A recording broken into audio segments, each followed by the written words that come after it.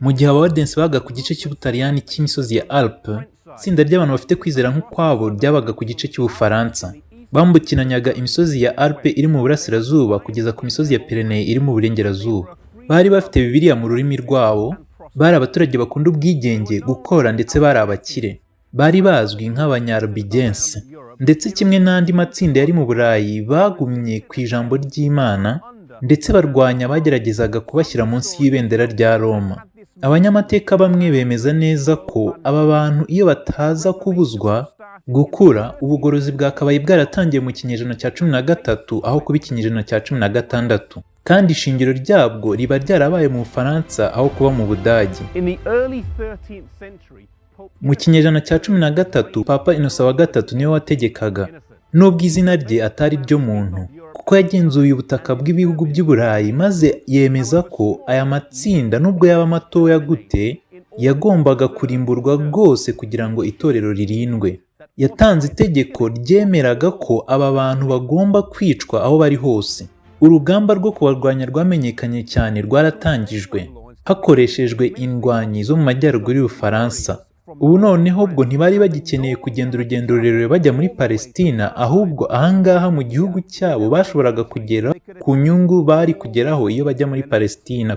Babwiwe ko binyuze mu kwica bashobora guhanagurwaho ibyaha byabo, kandi ko nanone bari guhabwa uburenganzira ku mitungo yabo bari kuba bamaze kwica, kandi ko nibamara gupfa bazahita bajya mu ijuru ako kanya.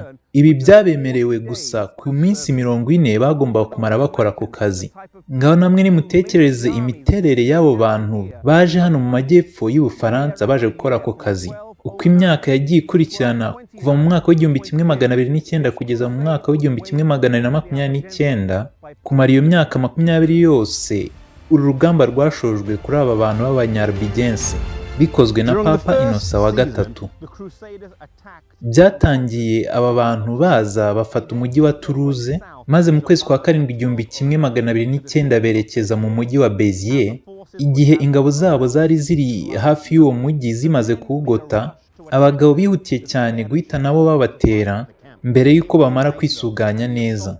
Ariko ibyo ntacyo byigeze bibafasha, maze basubira inyuma mu mujyi wabo, maze babandi bari babateye baje kubarimbura bivanga n'abaturage babo binjira mu mujyi.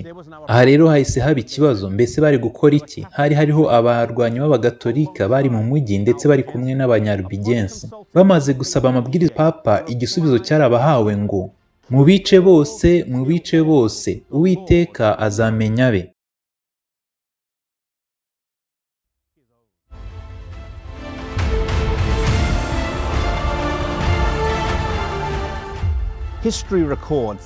Amateka tubwira ko amaraso yatembye muri uyu mujyi nk'amazi, kuko buri muntu wese aha mu mujyi yishwe mu buryo buteye ubwoba.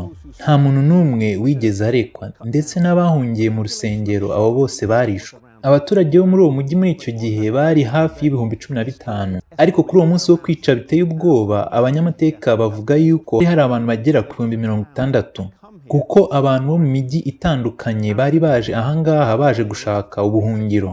Nyuma yo gutsembaho abantu bose, basize umujyi bawutwitse, nta kintu na kimwe gisigaye gihagaze. Nta nzu n'imwe yasizwe ihagaze, nta muntu n'umwe wasizwe ari muzima.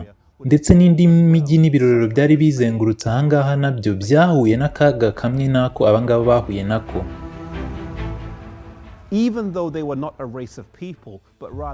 Nubwo batari abantu b'ubwoko runaka, bakaba bari itsinda ryari risangiye ukwizera. Kurimbura abantu no kubatsembatsemba mu buryo bwateguwe byakomeje gufatwa na bamwe nka jenoside. Ibi byatumye abantu benshi batakaza icyubahiro ku bupapa, kuko amakuru y'uko kwica yasakaye ahantu henshi mu Burayi. Ariko byibura aba Balubigense bose ntago bigeze barimburwa burundu. Hagiye hasigara udutsinda twabo dukeya mu binyejana byagiye bikurikiraho. Igitangaje kurusha ibindi ni uburyo aba bicanyi bahuje agakiza ndetse n'ubwicanyi, ibintu biteje akaga yaba icyo gihe ndetse n'ubu ngubu. Ntago tugomba kwemerera ubuhezanguni mu by'iyobokamana kurimbura ubwigenge bwo guhimbaza.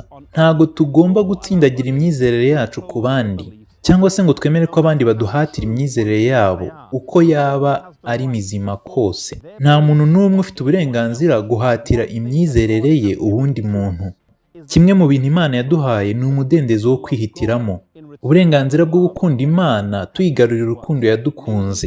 Nimureke rero tube abagwaneza mu buryo dusangiza imyizerere yacu abandi kugira ngo babashe gufata ibyemezo byabo bwite.